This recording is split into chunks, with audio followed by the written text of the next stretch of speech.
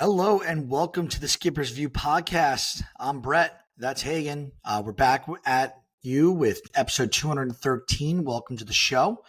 As always, brought to you by Chinook Seedery. Use the Skipper's View to get 10% off all your sunflower seed needs. And also, go look at Stat Soldier, Dean's new website they put together your own analytics, create whatever top 10 lists you want to look at. It's super cool, super user-friendly. And I think he will be coming on another episode at some point to discuss it further. But we got football on tonight. We want to talk some baseball as the playoff season, playoff races get heated here in September. Hagen, let's jump right into a team that a few days ago was not, even I guess in the discussion. Now they've won 6 straight, and that would be the Junior Caminero-led Tampa Bay Rays. They're right now up 1-0 against Cleveland. Junior Caminero, age 21 now, 40 bombs this year. The only other people younger to do this by 40 home runs in a season, Eddie Matthews, Mel Ott, Ronald Acuna Jr. Hall of Fame, probably Hall of Fame at some point if Acuna Jr. is able to rack up the stats. Obviously, that's injury base or health base, I should say. Hey, what do we think about Junior Caminero this season? I mean, it's just incredible to watch this kid. He has the fastest bat speed in all of Major League Baseball. He's just turned 22 a month ago, and this guy just hit 40 home runs. So Ethan from running from the OPS, we talked about it a lot in the preseason about Junior Caminero's home run total. I believe it was 29.5, 30.5. He crushed that about a month or two ago. Now he has a chance, if he goes hot, if he keeps staying hot, he could hit 50. That's not crazy to say at this point. And if he goes 45 home runs for a 22-year-old kid, that's absurd. He's already putting up a very good, one of the best hitting seasons you've seen from a Rays player, especially since a guy like Evan Longoria has been out of his prime. I mean, it's just incredible to see what he's doing. And from the Rays as well, obviously, I never really thought about the Rays being a playoff team since the All-Star break round then was the last time I really thought about them in the wild card. Now they have a legitimate shot here. Obviously, the Mariners are skidding like crazy right now. They're playing awful baseball. I believe they've lost 15 of their last 20. Obviously, the Rangers, you have Evaldi done for the year and Seager done for the year, and they're a game and a half back of the Mariners right there. And then a game behind them is the Rays. So the Rays have a real shot. They're 2.5 out right now from the wild card game. They have a real shot if the Mariners keep struggling and if they keep playing great baseball, they get sneak into this playoffs. Yeah, Mariners been playing bad. The Rangers, it seems like every day we're hearing someone is now in the end of, on the IL list for the end of the season. And then, it's the Royals, which I'm not trying to throw shade at them by saying it like that, but it's like, I'm not scared of the Royals if I'm the Tampa Bay Rays. I think, let's go get us a playoff spot. I also think we have Junior Caminero. I think that the Tampa Bay Rays, I wish Shane Baz put it all together this year, but they always seem to have arms. And right now, Adrian Hauser, Griffin Jacks, Ryan Pepio, Drew Rasmussen, Uceta, Seymour, Montgomery, these are all guys who have shown flashy stuff at times. They're not all consistent, and I get that. I know people are going to be like, Montgomery hasn't had a good season. My point is that they can throw. They have really high-end stuff. It seems to me a lot of what the Dodgers do, they don't really care about. I feel like the Dodgers just want guys who have stuff and they'll work on you. And you see the correlation between these two. They both have a million guys on the IL all the time, pitching-wise. They definitely do. So I love this for the American League East. I love being in a division that's seen to be considerably tougher as a Yankees fan rather than weak. I think it bodes well for good competition. It really shows how good your team is if you're able to have a winning record in our conference. I got to stop saying R because I know Dean's going to get at me on this one. But Tampa Bay's red hot and at the right time. So if they're able to keep this fire going, they could sneak into the playoffs here. We could have 3 AL East wildcard teams, which would be absurd. That would be crazy. I mean, it would be pretty crazy too, especially when I don't think if you said there could be 3, I mean, you could say even 4 probably if you keep the Yankees, the Red Sox, the Blue Jays, and the Rays. If you would have said there was even 3 teams at the beginning of the year, I don't know if anyone was going to put the Blue Jays or the Rays in there. You would have assumed it was the Yankees, Red Sox, and Orioles. Yeah, dude. And the Orioles, I think that the Orioles next year, they're going to be Tampa Bay is going to be a year better. I think Shane Baz is going to take that step. Junior Caminero, he's only going to get better. Obviously, he might not. 40 home runs is a lot, so who knows? But maybe he gets the batting average up next year, and the home runs, regress a little bit. But Junior Caminero he is a stud baseball player. He's going to be one of the top 10, top 5 players in all of the game in a year or two, in my opinion. And I think Adley's going to bounce back. You got guys. Sorry, I'm like burping and hiccuping at the same time here. The Orioles are gonna, I think, totally bounce back with Bradish and Grayson Rodriguez, who was supposed to be their ace. He hasn't thrown a pitch this year. You got guys like Gunnar Henderson. You got guys like Jackson Holiday, and then Toronto. They've added a lot. Who knows where Bo Bichette's gonna go? The Yankees, they got some call ups coming between Lombard and Spencer Jones and LaGrange. I think the Yankees. Well, I'm sorry, what'd you say? You'll have Garrett Cole back as well. Yeah, they'll have Garrett Cole back, and the Yankees, and then Boston, who we're gonna jump to now. Might as well. We usually would save this for the injuries, but this is too big. Roman Anthony. This Boston team's going nowhere. They're led by this 21-year-old Roman Anthony, who's a stud, and he's now out for the rest of the regular season. It looks like, or likely to be, because of an oblique strain. The AL East is a juggernaut of a division. I think that they would only be second to maybe the National League West at this point in terms of depth. But, what do you think this does for, we're talking about Tampa getting hot and Texas and Seattle maybe falling off a little bit. What do you think is going to happen to Boston here? Do you think they have enough talent to retain a wild card spot? Yeah, I still feel very good about the Red Sox making the postseason here. Obviously, they have a 4.5 game lead on the last wild card spot, so they'd have to kind of have a pretty big collapse in the sense if they want to not make it. Obviously, there's about 25 games left. So you had to play bad, and we talked about it earlier. I don't know any of us are really feeling the Royals, really. I can't see the Rays jumping 6 games and 20 games, whatever it is. That would just be too big of a jump. Obviously, this changes me more for the postseason with Boston.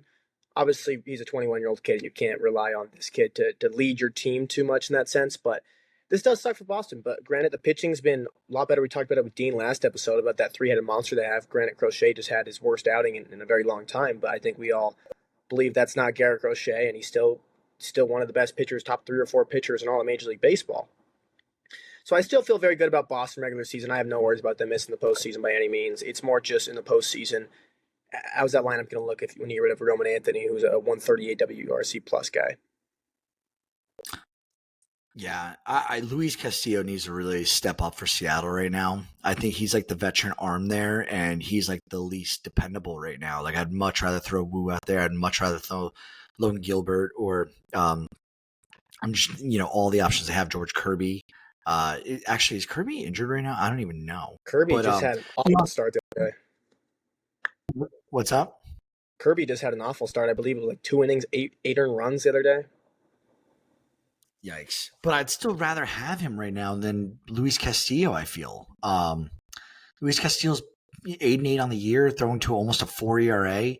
He's got 138 Ks this year. I'm trying to see what are his innings, but and with Luis Castillo too, it's a big thing for him. Is obviously it's getting a little bit colder here in the year, and especially the postseason. Is a crazy thing if you look at him is just his splits when the weather is 55 degrees. If it's higher than that, he's normally a pretty good pitcher. If it's below 55 degrees, he's not a good pitcher by any means at all. I think it's closer to a 5 ERA when the weather's below 55 degrees, and that's obviously you're gonna be pitching in October. You're gonna be pitching in cold weather if you're not in a dome. Yeah, and right now I'm looking at it. I believe this is Luis Castillo's first time in his career that his strikeouts over 9 is not greater than a 9. He's on 8 this year. So meaning like he has less strikeouts than innings thrown.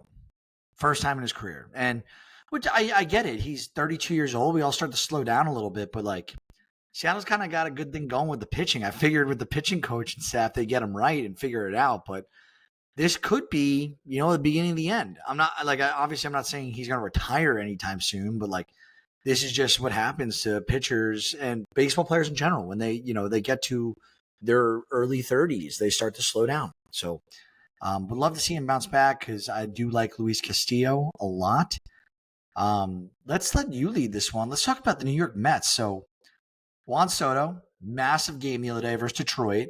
Second career grand slam, 6 RBIs in a game. Let us know now almost a year into the Juan Soto, I don't want to call it the Juan Soto experiment. We'll call it the Juan Soto experience. Where are you at as a Mets fan on Juan Soto and what he's doing with the Mets this year? It's incredible. I mean, he's already, I know it's a 15-year deal and there's 14 more years left. I'm not trying to jump the gun by any means, but I'm going to jump the gun and say he's going to go down as the best Met of all time. I mean, this is his down year, and he's going to go 40-30. His stolen base career high was like 16 before this year, and he's going to steal 30 bags. He's going to hit 40 home runs. He's going to drive in 100 guys, too. This is insane what he's doing. I mean, if you look at it, Shohei Ohtani's pretty much already won the MVP, especially the odds on the books will look like that, but there's a very good case that Juan Soto could finish second in MVP voting this year, which is crazy because he was awful by his standards the first month or two of the season. Everyone just talks about it's a down year. He should have stayed with the Yankees. That was the narrative going around the whole year. He's one of the best players in all of Major League Baseball still. I think people kind of wrote him off just because the contract and everything. And I get when you're the highest paid athlete in North American sports, you should be the best player in the sport. I get that. So if you're the 10th best player, you're gonna get a lot of crap from people, which I understand that. But I mean, it's phenomenal Juan Soto what he's doing this year. Obviously settled in. We see guys on these long-term deals a lot. We see them takes them kind of a year to settle in. Obviously Lindor was the same way with the Mets, but I mean, it's just great seeing Juan Soto do this. He's locked in at the plate right now. He's the Juan Soto of last year. He might even break his career high in home runs this year as well. I mean, it's incredible, and there's still 14 years of this. Dude, one thing that people don't talk about for him having a down year, he's right now with all players, not just hitters and position players, but pitchers as well. He is top 10 in the league in B WAR at 5.6. The only people, and then if you take the pitchers out, he's 7th. And he's only a 0.1 game like WAR behind Ohtani and Cal Raleigh. Let that sink in. We've talked about Cal Raleigh like we breathe oxygen. It's been nonstop this year. We've talked about Cal Raleigh and we've talked about Ohtani every other episode, if not every episode. We have not talked about Juan Soto every episode, which is insane because you're a Mets fan and I'm a vengeful, Yankees fan over here that I'm pissed that he's so good. But he's unreal. And I knew that, like, I want this out of all the deals the Yankees have gone through in my life. This is the one I wanted. I did not want the A-Rod. Like, I was happy about it when it happened when A-Rod signed. But when the money came out, because back then money was so much more, the inflation is crazy. Like, just overall, like, we're not going to talk about inflation here but like the amount of money these guys get nowadays, like every dollar that Uncle Stevie gave to Juan Soto was worth it. Because, like, he is going to be around, like you said, 14 more years. The guy's, 26 years old? Correct. He's unbelievable. He's got a batting title for All-Stars. He's got a World Series. He like the last 3 years, 35 home runs automatic, 35 or more with like a 275 batting average. He's unreal. Yeah, and like, yeah, God, I'm and just we didn't even bring up either that he's still leading the league in walks, which he does every single year. I mean, there was obviously the reason why he got that money is because how often can you get a guy that you're going to look at and say, oh, that's a sure-out Hall of Famer if he stays healthy in free agency at age 26, hasn't entered his prime yet, who's already a top 5 player in Major League Baseball. That doesn't happen very often. I think anyone's going to want that. I can see why Yankee fans are a little pissed off at him.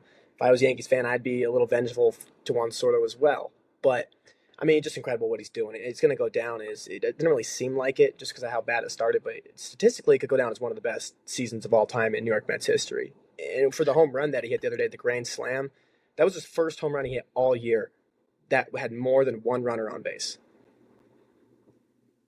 That's wild. The one last thing I'll say about Soto for anyone who wants to call out the 275 auto batting average, the guy is a career 281 hitter, and this year, first year with the Mets, batting 260 on the year, easily over the next few weeks can increase that batting average. Last year with the Yankees, one and done, batted 290 essentially. The year before that, that was his first full and only regular full season with the Padres, batted 275. 2022, he split between the Nationals and the Padres, batted 242. I'll give him that because you switch teams in the middle of the year. And then on top of that, 2021, 313, 2020, 351, 2019, 282, his rookie season, 292. The guy's bat is insane. Insane. Let's jump though from Juan Soto, just because I'm getting mad thinking about 14 years of misery having to watch him play in You know, I'll Queen. keep talking about Juan Soto if you want. Yeah, another episode. Another episode. We'll talk about Soto. Let's talk about another legend though. Like I said, we bring him up every episode, if not every other episode. Shohei Ohtani, 100 career bombs with the Dodgers now, and his 100th home run. This is the most Ohtani thing in the world, by the way. Every time he does something cool, he does it with like flair. Like it's like, oh no, I'm not just hitting 100. I'm gonna hit this one the hardest I've ever hit a baseball. So Ohtani the other day, he mashed a solo shot. This was off Bubba Chandler. He's a rookie for the Pirates. Poor Bubba. So it came 120 miles an hour off the bat. And this happened on Tuesday night's loss at PNC Park. It was the hardest hit baseball of Ohtani's career as a Dodger and as an Angel. This is since his StatCast began in 2015. So Ohtani, I'm trying to remember last year. What did he do? What was the cool thing when he did 40-40? Was it that he hit for the cycle that game or something like that? He had a walk off on the 40-40 and the 50-50. I think it was a cycle. Yeah, like he, and then like, oh, let me go close out the World Baseball Classic. Oh wait, I'm gonna strike out Mike Trout, my teammate. It's like God, the baseball gods chose him. They're like, this is the guy. This is our guy who we want like no one to ever touch as GOAT status. Shohei Ohtani again, just making us like drop our jaws in awe. I mean, it's incredible what he does. Obviously, every single time we talk about him, I don't know if we've ever had anything bad to say about him besides just injuries. I don't know if there's been anything bad about him to say. Obviously, I already say the best talent to ever play this game. But it's just incredible what he's doing. Obviously, that ball, 120 miles per hour. I think it's the third 120 mile per hour ball hit this entire season. Fitting that was in Pittsburgh, where O'Neal Cruz loves to do that. So it's just incredible to see him do that as well. And welcome to the show, Bubba Chandler. You get a pitch to Shohei Ohtani and give a missile like that. I mean, it got out in a hurry. I mean, in the replay I was watching, it was you can barely even see it on screen for that long. It got out so fast. It's just incredible what Ohtani's doing. And I believe too that I think it was Codified that put it out there. It was since Ohtani joined the Dodgers, the top 30 hardest hit balls by a Dodgers player are all Shohei Ohtani.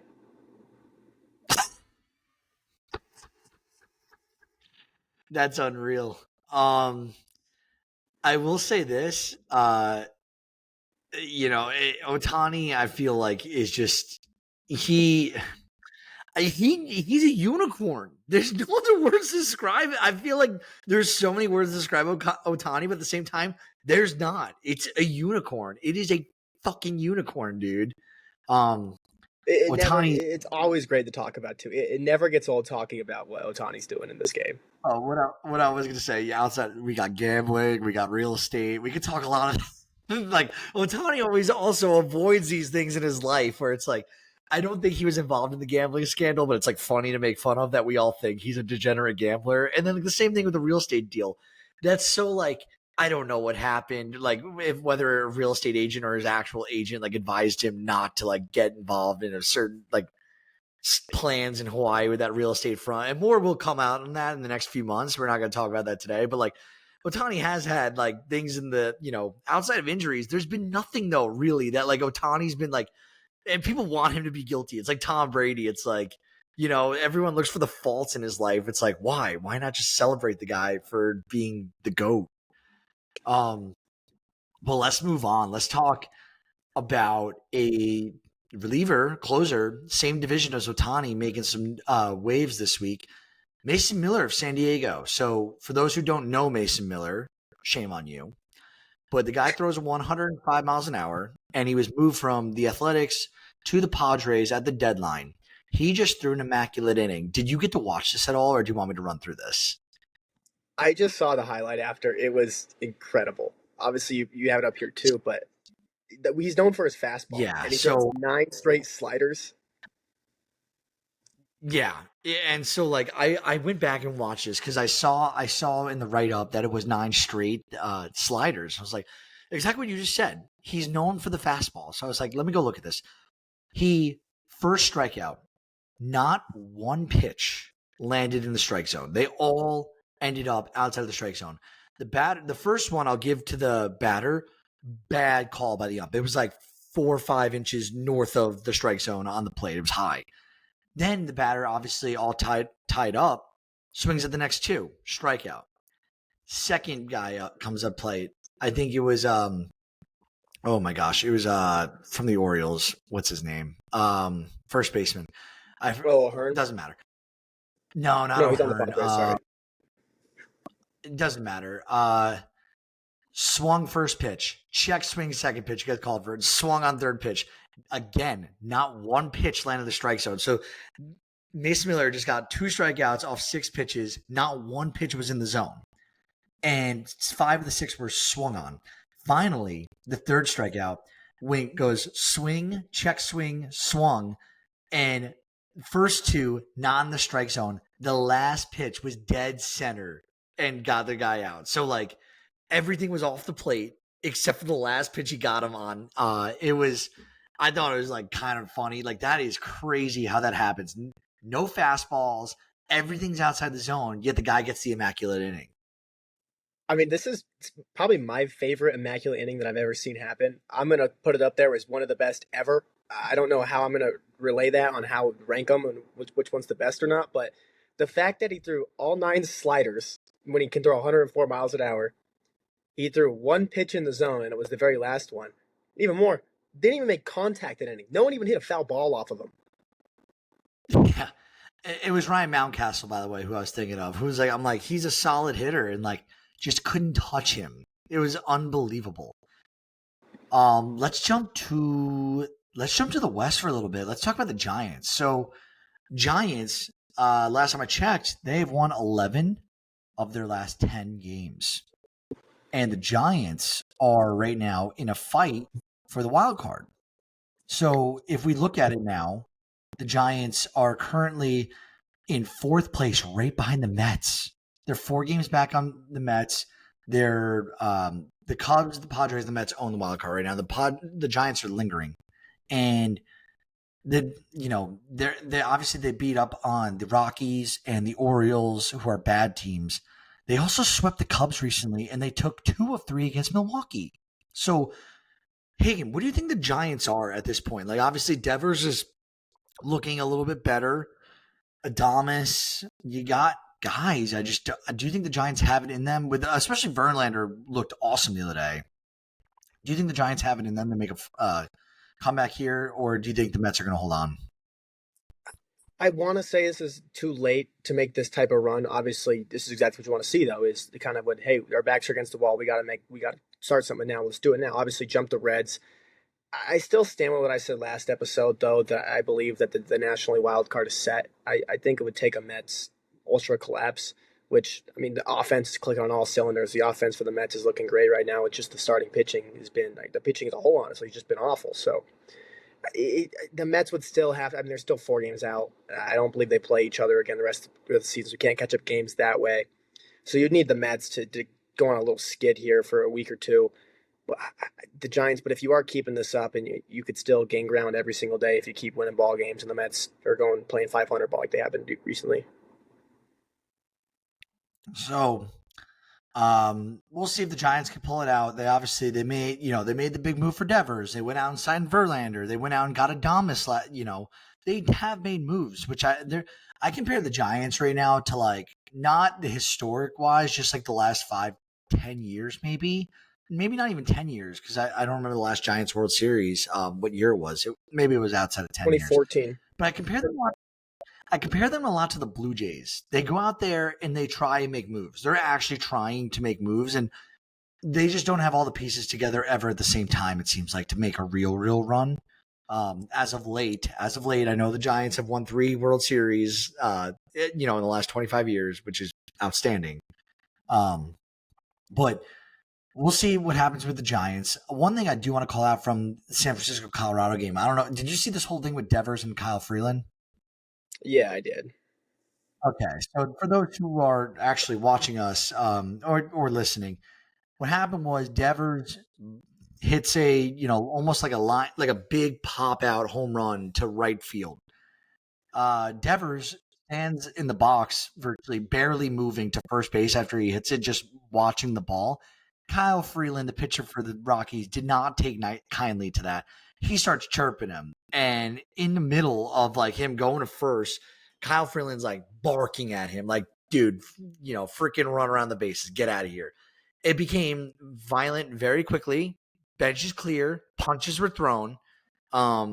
This was insane to see. Do you think that, and at the end of it, Willie Adames, Matt Chapman, and Kyle Freeland, they all got ejected from this game. Did you think that this was a called for thing on Kyle Freeland, or do you think Devers was wrong for taking his sweet time coming out of the box there?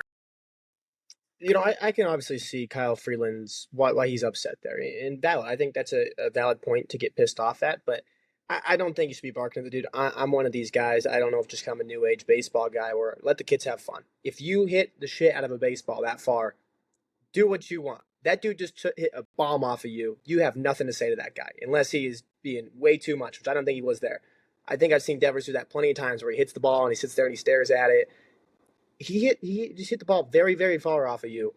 You can't just be yelling at him. I mean, it's just let him. Devers, yes, he was taking his sweet time, but if I could hit a baseball that far off of somebody, I would probably do the same exact thing.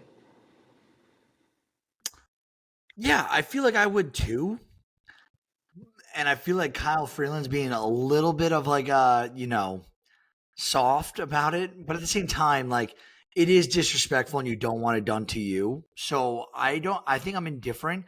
As for punches being thrown, this should have been left at like a chippy, like just trash talk type scenario. I don't think that punches thrown were needed in this. We'll see if I didn't see anything about suspensions. We'll see if any suspensions come up. But notice I named Matt Chapman, who signed that one of the guys. The Giants went after, got the extension, signed with him. And then Adames, they signed to a massive deal. These are 2 year bigger guys. You don't need to miss games right now where you're 4 games back from the wild card. This was kind of dumb in my head, if I think about it as a coach. Overall, anyone who does this, like gets in physical violence about a home run and some trash talk, like, come on. Next thing I want to talk to you about, we're about almost 30 minutes in. We're moving quickly.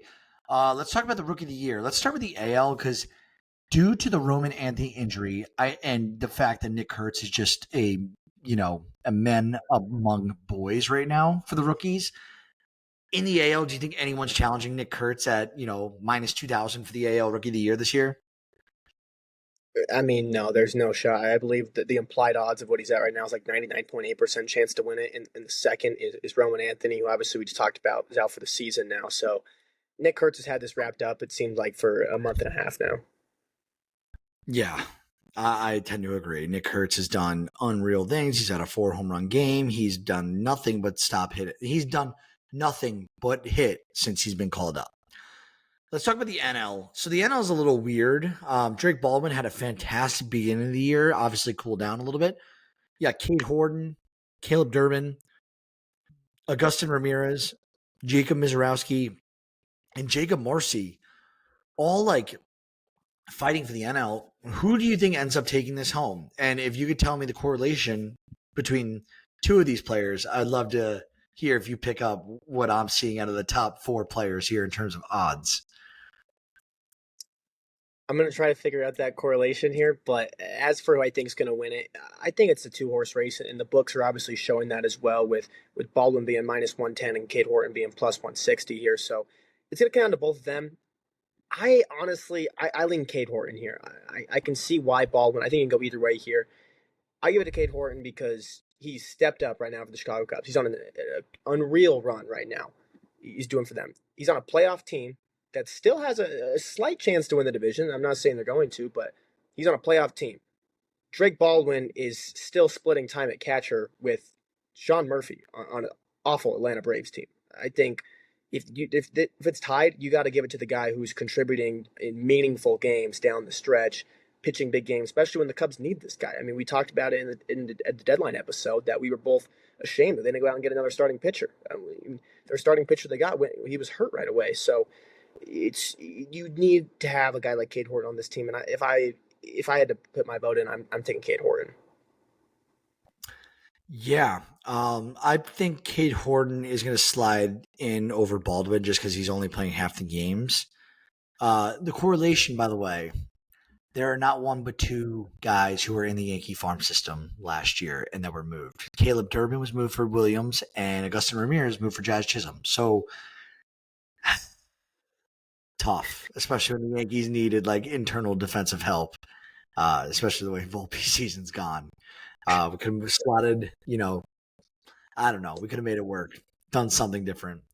Especially, and also Wells has been bad. Augusto Ramirez is like one of the better catchers in the league right now. And I know Wells was like second or third for AL Rookie of the Year voting last year, but he's had a bad sophomore slump. It would have been nice to platoon him with Rice and with Augustin Ramirez. Let's talk some injuries and news and notes, and then we'll head into the WAR update, and then we'll close out. So Andrew Heaney, released by the Pirates, we talked about last episode. He signs a minor league contract with the Dodgers. Go figure. Dodgers need rotational help with all their injury woes. 2022, he was a Dodger. 14 games, 4-4, 3.10 ERA, over 72 and 2/3 inning pitch with 110 Ks. If the Dodgers can find that form again, they just added a very nice piece to the back end of the rotation. The Padres, we talked about reliever Mason Miller earlier. One of their other studs, Jason Adam, he suffers a season-ending injury with a ruptured quadriceps tendon. It did not look pretty. He made a turn to throw to first base, I believe. Knee or the quadricep, wherever that is, somewhere in the leg. Your quads, whatever. I'm not a doctor. But yeah, didn't look. He looked like he was in serious pain. So hate to see that for the San Diego Padres, who are trying to, make a playoff run here. The Arizona Diamondbacks had Lourdes Gurriel. He left a game with a potential right knee injury. I think he did end up tearing the ACL. Do you know if that's confirmed or not? I believe it was a torn ACL. I'm not 100% sure on that, though. Odds are he's done. Atlanta, it's kind of a risky move. They claimed Ha-Seong Kim off waivers from the Rays. So it saves the Rays about $2 million for this year. But Kim signed a 2-year, $29 million contract with a player option for 2026. So he's not even on an audition right now. He's the one who gets to choose, like, next year if he's getting $16 million from the Braves or not, which I don't know if this knocks the Braves out of the Bo Bichette sweepstakes, because a lot of people have been talking about Bo Bichette to the Braves because they need a shortstop badly ever since getting rid of Dansby Swanson. We'll see how that plays out. And Miami's ever – oh, sorry. Just real quick on Ha-Seong Kim, it was pretty cool. He had a home run last night, which I thought was crazy because it was the first home run by an Atlanta Braves shortstop this entire season. Stop. No, it wasn't.